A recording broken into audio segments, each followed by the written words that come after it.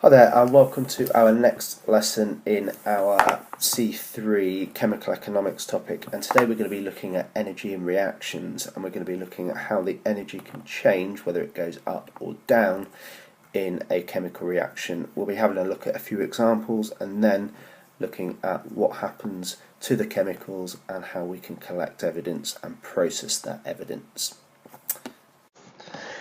Okay, so our objectives for our lesson on energy in a reaction are: by the end of this lesson you should know and understand how the energy can change during a chemical reaction. Now, there are two types of reaction that involve energy.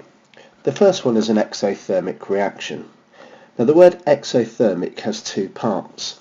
The first part being exo and the second part being thermic.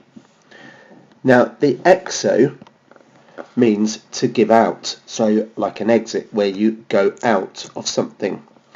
The thermic is to do with temperature. So in terms of what exothermic means, it means temperature or heat is given out. So exothermic heat energy is given out. So what does that mean in terms of a chemical reaction? What we're going to do is have a quick look at an example of an exothermic reaction. Now here we've got some magnesium and we've got some hydrochloric acid. So we've got Mg and HCl, so magnesium and hydrochloric acid. Now at the moment this is room temperature. So the surroundings here are room temperature. Now when we add the magnesium to the acid, we start to get the bubbling where the hydrogen gas is given off and we're forming magnesium hydroxide in the test tube. However, the temperature of the surroundings around here has gone up. It's gone up to 45 degrees. So if you were to touch the outside of the test tube, you would find that it feels very hot, and that is because energy is being given out of this reaction. And you can see here the arrows showing that that energy is being given out. And that's an example of an exothermic reaction.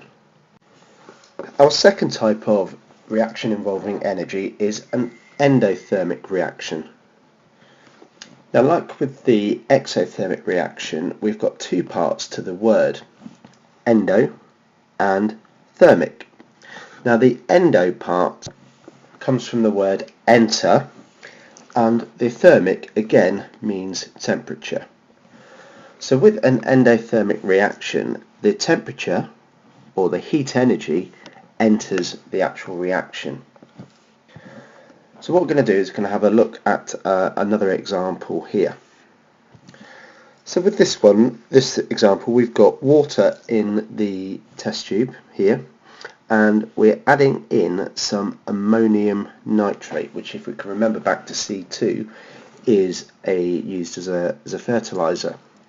Now when we add the ammonium nitrate into the water, what happens is the temperature, which is the same here, is room temperature, will decrease. So all the energy from the surroundings goes in to the reaction. Now if we were to touch the outside of the test tube here, it would feel cold, and that's because the energy from our fingers is going in to the reaction. Now any reaction that needs to be heated constantly is an endothermic reaction. Now eventually, with this reaction here, it will return back to normal room temperature, and that's because it's taking in that energy from the surroundings to heat it back up again. Now when we have a chemical reaction, we have several different compounds or molecules in our reaction. Now here we've got a molecule of methane, which is made up of carbon and then 4 hydrogens. Now these are held together in a bond. Okay, so they're attached here with a bond. Now they react with oxygen in the air, and these two are held together with a bond. Now these are held together, and so are these held together with a bond. Now in order to have the reaction, the bonds have to break. Now the breaking of these bonds here, the breaking is an endothermic process which requires energy. So what happens to the energy profile of the reaction is the value here must increase. Now what happens is all the bonds become broken, so we have a load of atoms that are just unbonded. Now what happens next is all the atoms make a bond, so they reform with a new bond. Now whereas the breaking of the bonds is endothermic, the making of the bonds is exothermic, which gives out energy. So our energy profile here goes down until we have our products, which in this case is carbon dioxide and water here and here. So what has happened to our reaction is we've started off with this amount of energy in our reactants. We've had to put some energy in to break the bonds, and then we've got some energy out to make the bonds. Now there are a couple of things that we're going to just show quickly here. The value of energy that's gone from where we started to where we break the bonds is what's known as the activation energy. And the energy value for the products compared to the reactions is the reaction energy, so the amount of energy needed to or that you actually get from the reaction. Now in this case we have an exothermic reaction because we've got energy given out of our reaction. However, if this value here was up here and higher, so it was higher up than the initial energy value, then that would be an endothermic reaction. So exo if it goes down further than the start, endo if it goes up further from the start. One of the things you may be asked to do is to compare fuels, and to do that you're looking at a combustion reaction, so something we did back in C1. Now in order to do this, what you need to do is set up an experiment where you can make a comparison. Now here we've got a setup of how you can do this. Now at the bottom here we've got a spirit burner that contains a fuel. Now on top of a tripod we have a calorimeter. Now a calorimeter is like a metal beaker. Now ideally we should have a lid for the calorimeter as well. Now we have a copper calorimeter as the metal for this one because copper is a very good conductor of heat, so all the heat coming from the flame or from the fuel will heat the water. We've then got water in here, and you really want a fixed volume of water, and then we have a draft excluder to prevent any heat loss from the flame. So we've got the calorimeter with a known amount of water in, with a thermometer to record the temperature. Now to ensure that you make this a fair test, there are 3 or 4 variables that you need to control. The first is the volume of water should be the same every time. Now because the volume is the same, it means the mass will be the same as well. Now the next variable we need to control is to ensure we have the same calorimeter. Now that means we have the same material, so copper for instance, and we have the same total volume of calorimeter as well.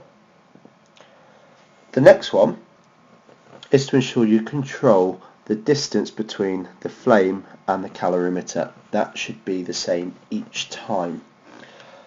Now the final control variable that you need to ensure you keep the same is mass of the fuel that you burn.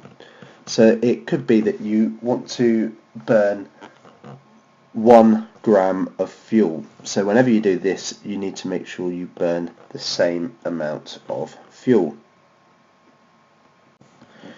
Now once you've carried out the experiment, you can then start to work out the amount of energy that's been transferred. Now to do that, use an equation that you've used in physics. And that is the energy that's been transferred is equal to the mass times the specific heat capacity times the temperature change. Now this also has a symbol equation which is quite easy to follow, which is E equals mc delta, the Greek letter delta, T, where E is obviously the energy, m is the mass, c is the specific heat capacity, delta T is the temperature, which is the T, and delta means change, so change in temperature is delta T. Now, when we do this, we need to, or once we've completed the experiment, we need to put the data into our equation so we can work out how much energy is being transferred. Now, the first thing we need to do is get the mass, and it's important to remember that the mass is of the water that you've heated. So if you've heated 100 millilitres or centimetre cubed of water, then it will be a mass of 100 grams. Secondly, you've got the specific heat capacity. Now the specific heat capacity is once again for the water. Now water has a specific heat capacity of 4.2 joules per gram per degree C. So that means it takes 4.2 joules to heat 1 gram by 1 degree C. And then the last thing that you need to collect is the temperature change of the water. So how much has the water's temperature increased by? And that's what you get from the actual experiment itself. Once you do that, you can put that into the equation. So for example, it might be 100 times 4.2 times let's say 15 degrees, and that will give you a energy value for how much energy is being transferred to that water from the fuel that you have burnt. Okay, so we have looked at exothermic reactions, which are reactions that give out exit energy, and then we have endothermic reactions which take in energy, so they enter, the energy enters the reaction. We've looked at the breaking bonds as an endothermic process, so it requires energy, and then exothermic is when we make the bonds, so we can end up with two parts, an endo and an exothermic part to the reaction, and then we end up with either having an endo or an exothermic total reaction. We've then looked at how we can make a comparison between fuels, so whether it's if we burn 1 gram of fuel in under a calorimeter with water in it, we can find out how much energy is actually being transferred to that particular water. Anyway, I hope you've enjoyed this lesson, and I will see you next time. Take care. Bye bye.